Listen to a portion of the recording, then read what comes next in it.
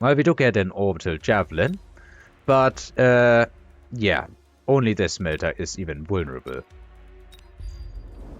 There is fire that I picked, hoping that my opponent doesn't shield, but of course fire is super amazing against Mustangs.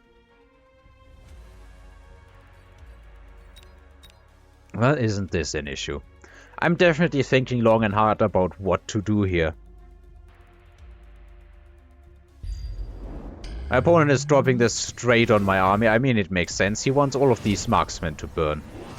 I'm putting some chaff in the front here and hitting range on the marksmen so that we can compete in the range game against the melters. Rapid resupply, temp range. Apparently I forgot the shield. Yeah, I remember I forgot the shields here.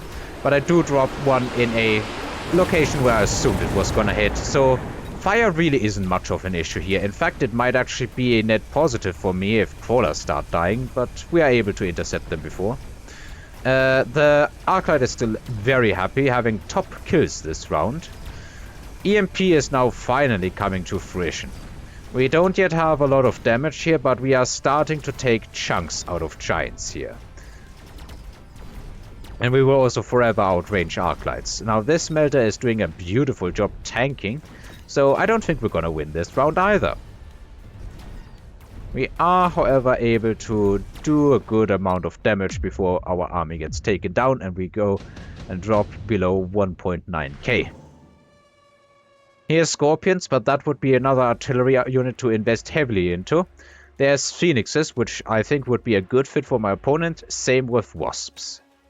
Then again, Wasps are also pretty good for me. Those Fire Bitches are going to do absolutely nothing with Multimelters in the front for me, but they can certainly be in the front for my opponent. Missile here.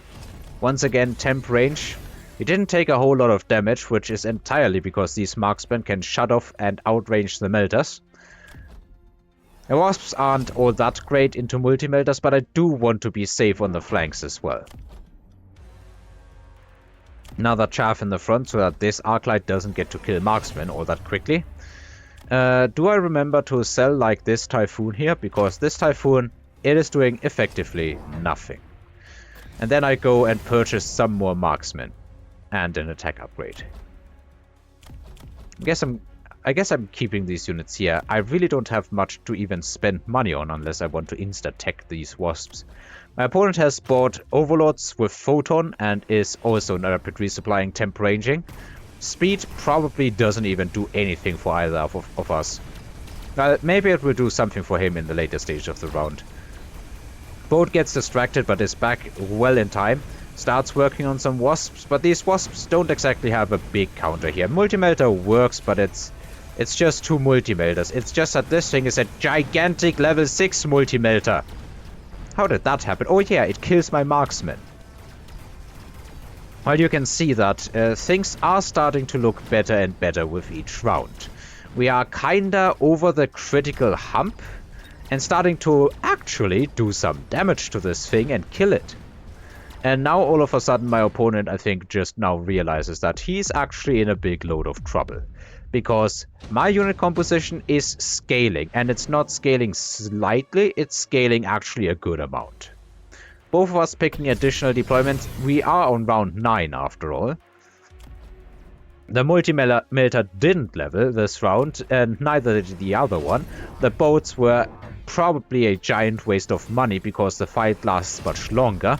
And my opponent has decided that he needs to fight Mustangs, with the difference that my Mustangs, of course, have a giant level advantage, and also will forever have a range advantage, at least on this pack. So, why didn't he elite recruit, I must ask? I think elite recruit would have been the move here, no? Against the Wasps, against my Mustangs, against my chaff, right? Well, he is rapid resupplying for no apparent reason. Do we at least get, like, elite? Ah, okay, we get extra damage on the level 1s. Of course, we could have had more of an effect, I think, if we just had bought these Mustangs at level 2. Other than that, he is missling out the entire front line, hoping to make a good win here. Because, yeah, he realizes he's on a timer. If he doesn't finish it soon, he's gonna be in trouble. A few seconds before the round ends, I have finally decided that I'm going to need more Mustangs. And I also want to missile out some stuff here, if at all possible. Missiles are flying. I still haven't yet sold these. Not a lot of units dying on my side of the board, at least. And these overlords are really not exactly great. They are absolutely only photon boats. In fact, despite everything, this round looks like it's a huge freaking stomp. But there still is so much health in this Multimelter. Well, now it's all gone. And the arc lights are getting wasted. Still, this is not a lot of damage. The main issue is that my opponent is really not having any valid counter to this. We get another advanced targeting system, or a bunch of other stuff that could potentially mess somebody up. We also have smoke here. And we are one round short of fire. So my opponent smokes the front line. Of course, that makes sense. Does he have EMP missiles? Oh, he does not. Well, that's just too bad, because then you can't use these melters to take down shields quickly enough in this situation. This shield, I am looking at this and I'm thinking it's a little too far forward, because these marksmen, well, maybe it works with the distraction. If two marksmen fire at this shield, it's over. Like, the shield is going to be gone. I think, at least. Okay, actually, no. Well, again, we're going to have some additional damage with these Mustangs. So, these shields probably won't last for a long time. My opponent seems to still be stacking up money. He kinda needs another upgrade, or more Multimelters, or giants in general. I think if I were this guy, I would be thinking about War Crime Balkans. We already have them unlocked. Might as well use it, right? Once again, rapid resupply. 450 bucks left. Meanwhile, I don't even know how to spend all of my money. Do I forget to actually position these? I hope I don't. That would be quite... Okay, yeah, I don't forget it. I mean, we have less than 15 seconds left. Now there's multiple shields here, so this smoke bomb is going to not land a lot, if at all. But yeah. Triple tagged stanks with levels versus double tagged stanks without levels. Multimelters into marksmen, boats into marksmen. Arc lights with just one tech will be good for shooting at the Mustangs, but nothing else really. And you can start seeing that this is turning very sour. Well, it has turned very sour a good while ago. The Multimelters are not able, even with the Mustangs and the arc lights, to get rid of all these units quickly enough. There's a giant amount of Mustangs here that are just all too eager to join the fight under the tower debuff, and that Multimelter, even though it's level 7, it is going down because these marksmen are starting to hit competitive levels. Still not enough damage to finish it off, but this may very well be the final round unless he finds some way to pierce through. We do have Phoenixes here, but his real problem is getting rid of all the Mustangs. Sandworm's a potential option to nerf the range of all my units, but he'd have to be careful not to range his own unit ranges. Fortresses for some extra HP and shields are probably also an attractive option. I picked the Phoenixes here. 2 level 4 Phoenixes, those are worth adding on. They instantly get elite marksman and range. Also, fire is back, so I'm slapping it out straight in the middle. What other use would there be for fire, to be honest? I've spent a good amount of money on these Phoenixes, so I don't have all that much money left. I decide to throw some more missiles out. He throws the Sandworm in the flank, but let's be honest. These Phoenixes are doing 23,000 damage a shot almost. This marksman is adding another 16. Okay, yeah, he sells it. That is the valid, reasonable thing to do here. Maybe with some Mustangs in the front or with some crawlers in the front, that could have accomplished something, but I don't see it accomplishing much, to be honest. I'm adding 2 layers of chaff here, because I just want to delay my opponent's units as much as possible and really drive a hard wedge into the middle. Well, I've spent all my money on missiles and shields and everything. I'm actually out of devices. Oh no, I'm not out of devices. I think that might have been an earlier round. My opponent starts shielding.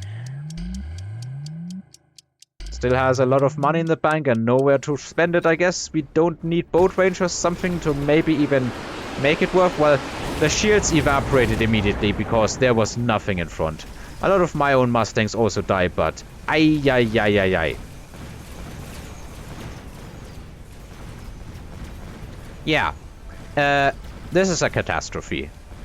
This is a final round. There is no way that this army can even remotely compete with my army. At the end of the day, backing off and fighting what effectively is a mid-range war turned out to be the right call against a guy who was all too eager to go to the big fat Multimelter. He dropped a Multimelter with laser sights in round 3 by selling and rapid resupplying, selling the Rhino that was here and rapid resupplying, and thought he could hold the push. This thing was certainly a monster. It went all the way up to level 7, but none of these techs would have really done much. The moment that he was starting to get pinged, there wasn't even anything with decent HP on my board. It feels like my entire board is built out of paper. I mean, seriously, what's the highest HP unit that I have on the board?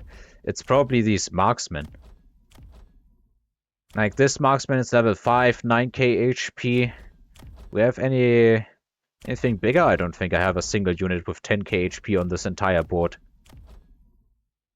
The Arclights look like they have a lot of HP compared to what I have here. Yeah, so this is absolute glass cannons versus a level 7 and a level 4 multi-melt with range. This guy also has laser sights. And yeah, let's just also say that I've gotten a lot of salt here. And I do ever so enjoy it. You should now be seeing the chat on screen. And yeah, I missed the first 1, maybe 2 lines of this chat. Because, well, I thought I had it, but I didn't. And yeah, let's just make one thing straight, my friend.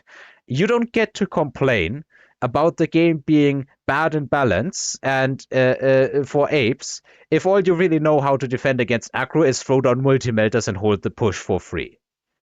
Yeah. This is like, I don't think I've been mean or anything in chat. I'm sorry. If this is how you are playing a game, I severely suggest for your own mental health to not play games. If you are like this, I severely suggest that you, I don't know, just calm down. It's hard to really say. I mean, this is the next thing that I have to say, and which is also a reason why I should absolutely mention it. I've been in the same shoes. Like, legitimately, I've been effectively exactly the same. I have also been raging about aggro, raging about Vulcans in this very game, so should I take my own advice here? I mean, I've never gone this much overboard, I think, so maybe I'm still fine. But at the same time, like, guys, if you need any more New Year resolutions, this is probably going to come out on the 1st, so, well, it probably depends on time zone, but this is probably coming out on New Year's Eve. If you need any more New Year resolutions, please just add being nice to the list. Because being nice and kind is one of the best gifts you can ever give to anyone around you. It makes your life and the lives of everybody who is with you just so much better. And then, well, maybe I can someday, even get over my own anti-Vulcan ranting. So, thanks for watching and listening, everybody. I hope you have an amazing 2025. And until the next one, have fun.